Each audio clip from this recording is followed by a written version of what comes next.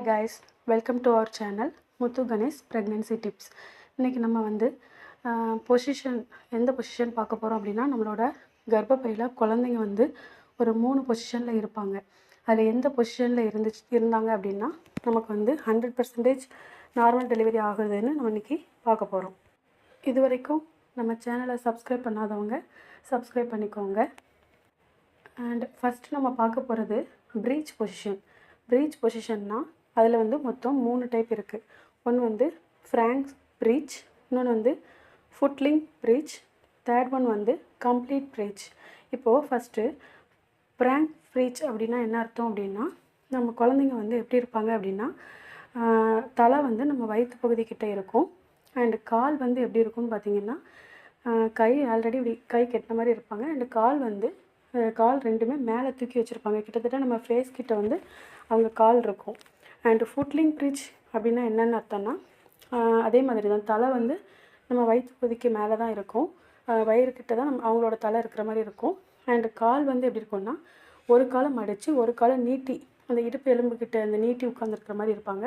அதுதான் ஃபுட்லிங் preach. Third one வந்து complete preach. Complete ப்ரீச்னால் எப்படின்னா, கரெக்டாக அந்த இடுப்பு எலும்புக்கிட்ட வந்து அவங்க வந்து இப்படி சமணம் போட்டு உட்கார்ந்த மாதிரி இருப்பாங்க. தலை வந்து மேலே தான் இருக்கும். நம்மளோட வயிற்றுக்கிட்ட தலை இருக்கும்.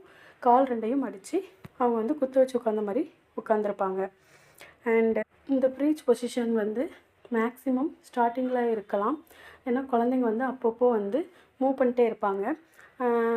ஒரு 32 வீக்ஸுக்கு மேலே வந்து அந்த ப்ரீச் பொசிஷன்லேருந்து குழந்தைங்க வந்து மாற ஆரம்பிச்சிருவாங்க.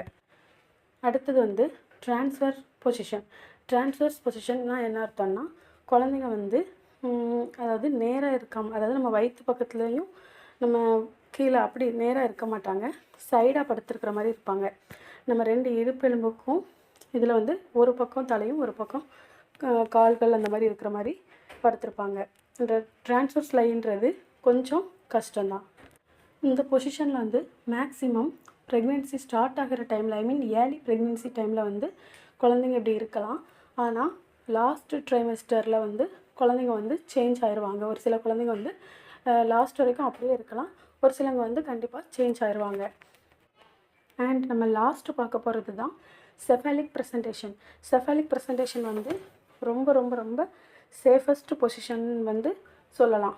இந்த செஃபாலிக் பொசிஷன் வந்து பிறக்க போகிற குழந்தைக்கும் அந்த மதருக்கும் வந்து ரொம்ப சேஃபான ஒரு பொசிஷன். இது எப்படி இருப்பாங்க அப்படின்னா, குழந்தைங்களோட தலை வந்து இடுப்பெலும்புக்கிட்டையும் அவங்களோட கால் வந்து நம்ம வயிற்று பகுதிக்கிட்டையும் இருக்கும். ஸோ இது வந்து நார்மல் டெலிவரிக்கு வந்து ரொம்ப யூஸ்ஃபுல்லாக இருக்கும். மேக்ஸிமம் ஒரு 95% வந்து இந்த மாதிரி செஃபாலிக் ப்ரெசன்டேஷனில் வந்து ஒரு 37 வீக்ஸ் கிட்ட வந்துடுவாங்க. நம்ம பார்த்த இந்த 3 பொசிஷன்லேயும் ரொம்ப சேஃபஸ்ட்டு பொசிஷன் பார்த்திங்கன்னா, அது இந்த செஃபாலிக் ப்ரெசன்டேஷனில் இருக்கிற பேபிஸ் தான். அவங்க வந்து நார்மல் டெலிவரி பிறக்கிறதுக்கு மேக்ஸிமம் 100%க்கு வந்து வாய்ப்பு இருக்குது. Okay friends, thank you.